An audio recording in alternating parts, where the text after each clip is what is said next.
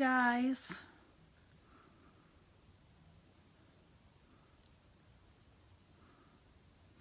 Wait and see if I can get some people on. I have to learn how to do the invites. Hi, Allison. I don't know how. Hey, Marianne. I'm going to go ahead and get started. Oh, I have no idea how to do the invites. You can tell I get like all the high-tech phones and then I don't know how to use them. I have no idea. Hey, Shelly. I'm just going to go ahead and get started. It was just kind of a thought that came to mind, and I was like, well, I might as well just go ahead and do a live on it. But just had some stuff that had just happened, and it's like started thinking about the fact that I had literally, hey Cynthia, I literally just put my Bible down a couple hours ago, and all I could think was, because I had a situation happen, and it was like I saw this woman's picture, and because of how she was coming at me, I literally could have ripped her to shreds. But trying to think about allowing God back into my life and starting to do the right thing. But I know I used to be, I wouldn't say like strong, but always went to Bible studies. Just had a really strong, and I still do, and I always have had this is like the hardest part of my journey for me. But I always had a really strong belief in God. But I had been married for about a little over 18 years. And my ex had an addiction. And for the last 9 years, unfortunately, it was a sex addiction. But for the last 9 years, I fought with him, cheating on me, just doing stuff he shouldn't have been doing.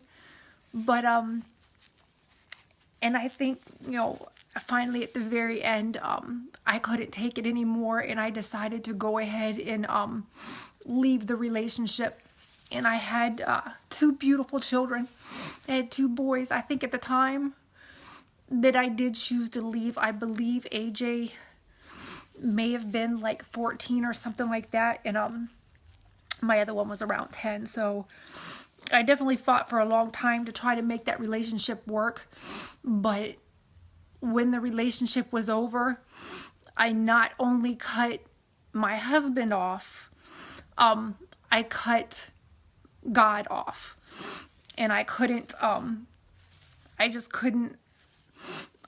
read the Bible. I couldn't have anything to do with him. So it was like, I think I got to the point to where I didn't want to feel it all. It's not that I didn't want to care about people, but I think I got to the point to where, thank you, it was okay for me to care about other people, but I was not going to allow anybody else in, because I was sick of, dealing with pain. And in that, I had spent 2 years on my own after that before I even started dating anybody else, but I shut everybody out. So now I think I'm at that point where it's like, okay, I see all the stuff in this world happening.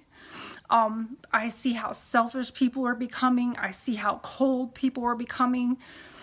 Just the fact that, I think for a lot of people, I won't say a lot of people, but for some people, people just don't care. And I'm that person that I tend to become, I don't want to say attached quickly, but I tend to care too much. And I think that's why I keep myself alone. I don't talk to nobody. I don't stay around anybody. As a loner, you feel no pain. So you just don't have to deal with it. But I know, like I said, from a religious standpoint, that I know the time is coming to an end with the system. And I do believe that truly. And it's like, I think the biggest thing for me is learning how to allow God back into my life.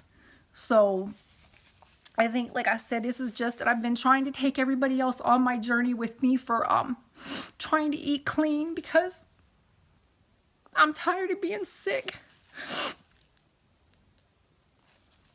it's like I see these people that are eating healthy and they're doing better. So I'm hoping that that will work for me. But I also feel that I'm not going to get to that next level unless I let him in.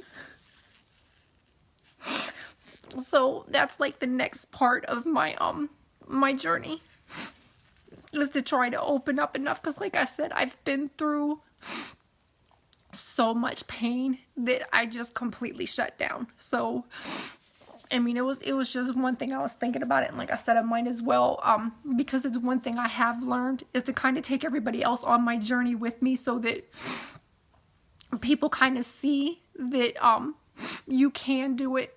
And I think a couple years ago, probably about I would have to say about 5-6 years ago, I was a totally different person. I was angry, didn't want to live, you know, things were just horrible. And it's like now I can say that I am confident to an extent. I think to a large extent, but like I said, I think the last thing that's missing for me, and the last piece of that puzzle, is to let him back in.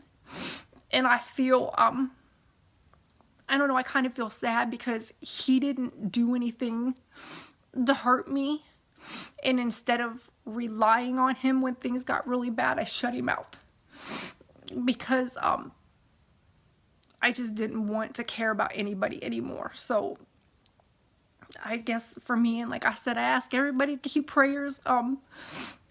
I'm hoping to be able to do this. It is a hard thing for me because I am that person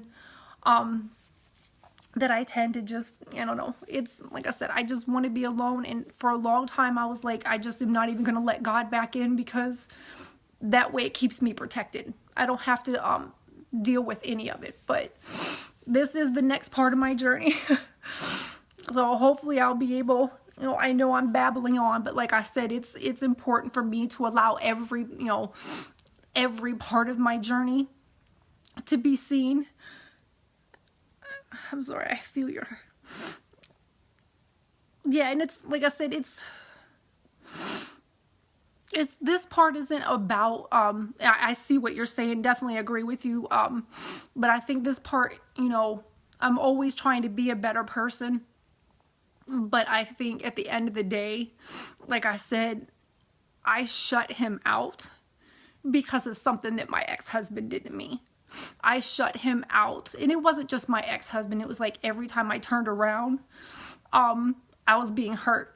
And you get to the point to where it's like, man, and I remember when I was 16 years old, Mr. Clendenin was this guy. I used to live at United Methodist Children's Home in Worthington, Ohio. It was up around Columbus, and it was a big, huge, there was like 5 big, huge mansions, but it was a group home, because I'd always, like, every time I turned around, I was being thrown out of my house, so, for stupid stuff. But I remember him telling me that if you don't change, if you don't get stronger, the world's gonna change you.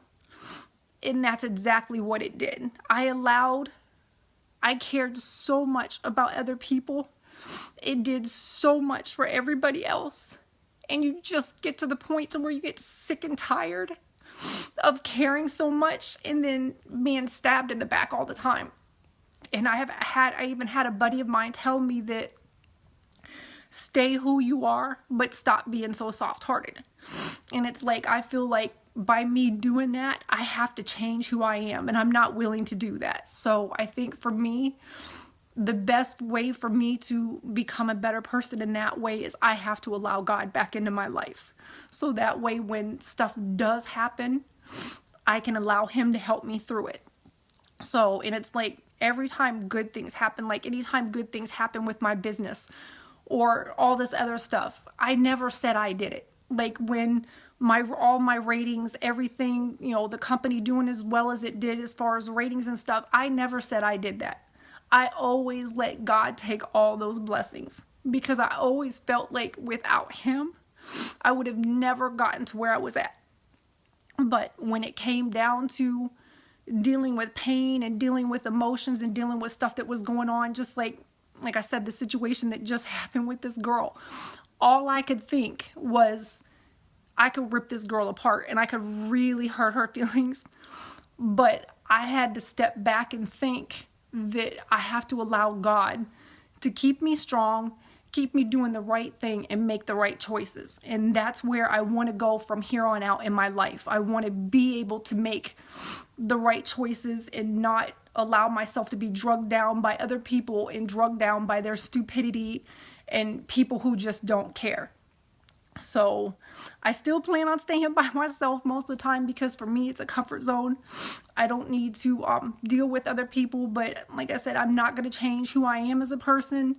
I love people. I love doing things for people. I'm not sure how well I'll be able to deal with allowing people in because I've been through so much, but I'm just going to allow God to take over from this point and let him decide what goes on from here on out with my life. So I hope everybody has a good day. Like I said, I just wanted to come on and share that part of my journey. And because like I said, I've been sharing as far as the health part of it, you know, dealing with that. And I'm still not, I don't know, I guess for me it was a little disappointing when I did the toxic, or did the detox, because all these people were talking about this, overwhelming amount of energy that you had or that you get afterwards, and I've still yet to feel it. I mean, I'm still lethargic and tired and dealing with that part of it. And I think when you want so desperately to get better, you're willing to do anything, and I do believe the food will help. I just think for me it may take a little bit longer than it's going to take the normal person. So I don't believe it's going to cure it, but I believe that it can put it into remission. So I hope everybody has a good day. Say prayers, and like I said, that's the best thing to do is this at this point, and that's just the next step on my journey, is just to stop pushing God away and to really finally for the first time allow him into my heart. So you guys have a good day.